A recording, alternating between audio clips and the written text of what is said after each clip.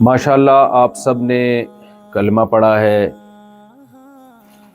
اقرار کیا ہے کہ ہم ایک اللہ کے ماننے والے ہیں۔ ہم مانتے ہیں اس کائنات کو کسی نے بنایا، وہ ایک ہے، اس کا کوئی شریک نہیں ہے۔ لا الہ الا اللہ کا یہی مطلب ہے۔ اور دوسرا جز واشہد ان محمدً عبدہ ورسولہ، میں گواہی دیتا ہوں کہ محمد صلی اللہ علیہ وسلم اللہ کے بندے اور اس کے رسول ہیں۔ بندگی کا پہلے اعتراف کرایا تاکہ شرک نہ پھیلے، لوگ محمد صلی اللہ علیہ وسلم ہی کی کہیں عبادت شروع نہ کر دیں،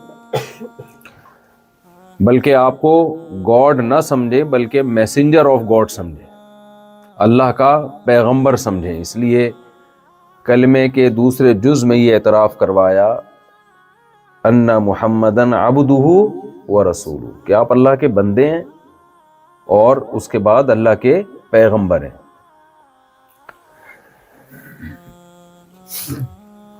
یہ جب انسان اقرار کر لیتا ہے تو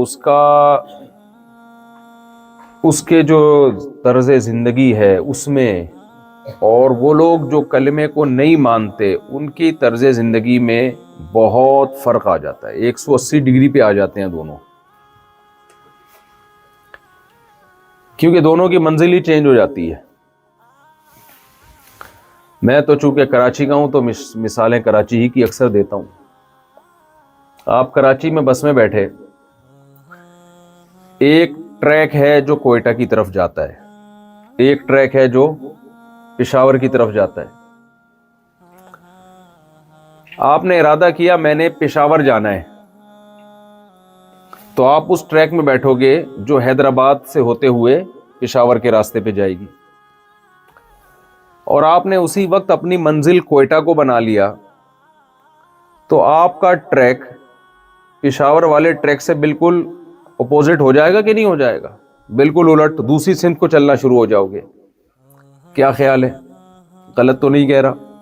مجھے لگ رہا ہے غلط باتیں کر رہا ہوں میں بیٹھ کے، تو زبان سے بول دیں گے تو خوشی ہوگی، اس کی آواز تیز کر دیں گے تو اور زیادہ خوشی ہوگی، اور آپ سب لوگ 4 شادیاں کر لیں گے تو خوشی سے پاگل ہو جائیں گے۔ خوشی کی بات یہ آئی ہے تو جملہ مکمل ہی کر لینا انسان۔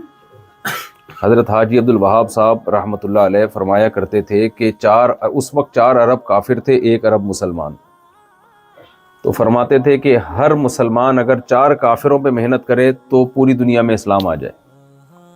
تو حضرت کا جب مجھے یہ ملفوظ پتہ چلا، میں تو بہت چھوٹا تھا، تو میں نے دل میں سوچا کہ حضرت کی خدمت میں حاضری ہو جائے اگر، تو میں کہوں گا کہ حضرت ایک کافر آج بات سننے کے لیے تیار نہیں ہے، 4 کو کون سنائے گا؟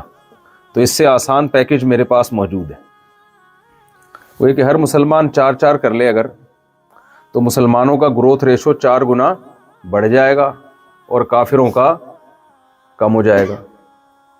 تو آج ٹوٹل آبادی میں 1 حصہ مسلمان ہیں، 4 حصے کافر ہیں، تو آبادی آپ کی اتنی بڑھ جائے گی کہ 4 حصے مسلمان ہو جائیں گے، 1 حصہ کیا ہو جائے گا؟ کافر کا۔ 4 مسلمان ایک کافر کو محبت سے بھی سمجھا سکتے ہیں، اور اگر تمیز سے نہ سمجھے تو کسی اور اسٹائل میں بھی، جو کہ جائز نہیں ہے لیکن ایک سمجھانے کے لیے بتا رہا ہوں، وہ تو ویسے ہی کافر ہو جائے، وہ مسلمان ہو جائے گا۔ تو یہ بھی ایک پیکج ہے۔ خیر یہ تو ایک مزاح کی بات ہے، ایسا کہاں ہوتا ہے۔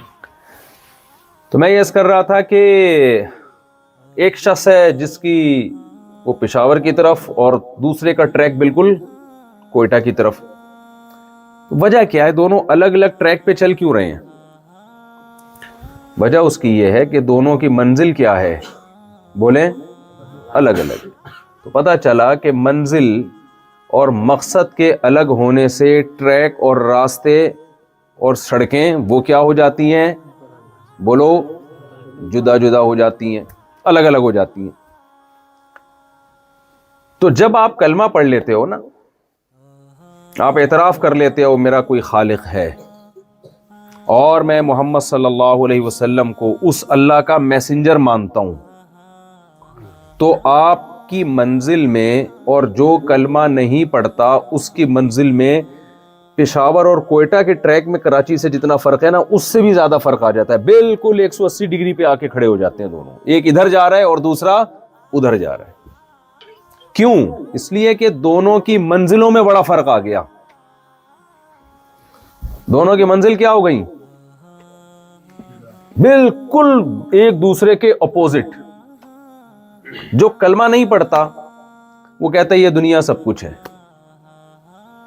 جو کلمہ پڑھتا ہے وہ کہتا ہے اس دنیا کی حیثیت 2 ٹکے کی بھی بولو نہیں. جو کلمہ نہیں پڑھتا وہ کہتا ہے موت ناکامی ہے. جو کلمہ پڑھتا ہے وہ کہتا ہے موت ہی تو منزل ہے. سمجھ میں آ رہی ہے بات کہ نہیں آ رہی؟ جو کلمہ پڑھتا ہے، جو کلمہ نہیں پڑھتا وہ یہاں کی خوشی پہ اترانے لگتا ہے، یہاں کے غم پہ ڈپریشن میں جانے لگتا ہے. جو کلمہ پڑھتا ہے وہ یہاں کی خوشی میں اترانے کے بجائے اور زیادہ اللہ کے سامنے جھک جاتا ہے. اس کے اندر اور زیادہ تواضع اور انکساری پیدا ہو جاتی ہے، اور یہاں کی ٹینشنوں میں وہ صبر کر کے ثواب حاصل کرنے کی کوشش کرتا ہے. جو کلمہ نہیں پڑھتا وہ یہاں کی خوشیوں کو کامیابی اور یہاں کے غموں کو ناکامی سمجھتا ہے. جو کلمہ پڑھتا ہے وہ یہاں کی خوشیوں کو بھی آزمائش اور یہاں کے غموں کو بھی آزمائش، نہ خوشی کو کامیابی اور نہ غم کو ناکامی سمجھتا ہے. وہ اگر غم کو ناکامی سمجھتا تو اس کی نظر میں معاذ اللہ یعقوب علیہ السلام ناکام تھے، کیونکہ ان کی ساری زندگی بتاؤ خوشیوں میں گزری یا غموں میں گزری. آپ تو بہت ٹھنڈے میٹھے لوگ ہیں جاپان کے لوگ، بھائی بہت زیادہ ٹھنڈے میٹھے لوگ ہیں. بھول گئے وہ کس طرح سے رہا کرتے تھے پاکستان اور انڈیا میں، کیسے بدماشی سے چلا کرتے تھے. لگتا ہے یہاں آ کے سب بھول گئے، آوازوں میں دم ختم ہو گیا، ایسے ٹھنڈے میٹھے ہو گئے بالکل. کوئی چیخنے پکار نظر نہیں آئی. میں ہی چیخ رہا ہوں یہاں کے جب سے آیا ہوں نا.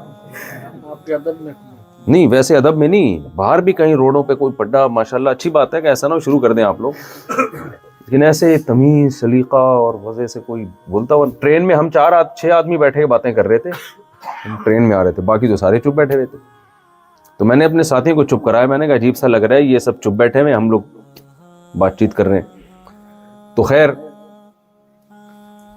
یعقوب علیہ الصلوۃ والسلام جو تھے ان کی ساری زندگی خوشیوں میں گزری یا غموں میں گزری؟ بولو بھائی، غم میں گزری.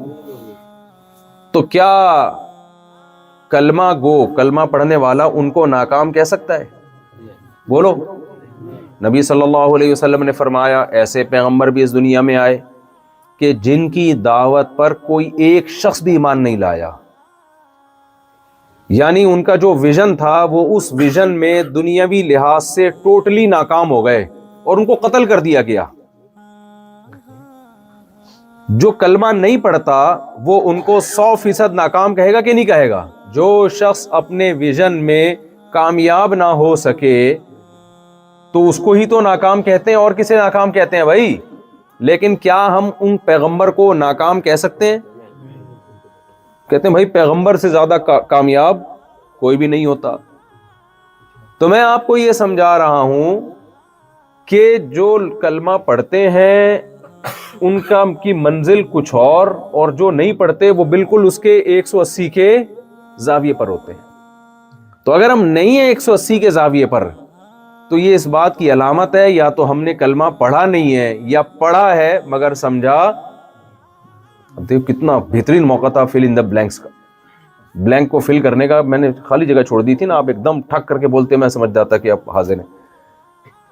تو جس کی طرز زندگی کافر کی طرز زندگی سے 180 ڈگری پہ نہیں ہے، یا تو بھائی وہ کافر ہے، وہ مسلمان ہے نہیں، وہ کلمہ پڑھتا نہیں ہے، یا پڑھتا ہے مگر سمجھتا نہیں ہے.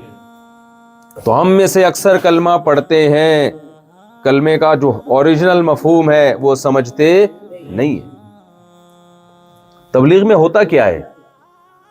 کلمے کا مفہوم دماغ میں انسٹال کر دیا جاتا ہے. جب ہم تبلیغ میں نکلتے ہیں نا تو ہوتا کیا ہے؟ کلمے کا جو مفہوم ہے نا، جو کلمہ ہم سے چاہتا ہے وہ مفہوم ہمارے دماغ میں ڈال دیا جاتا ہے.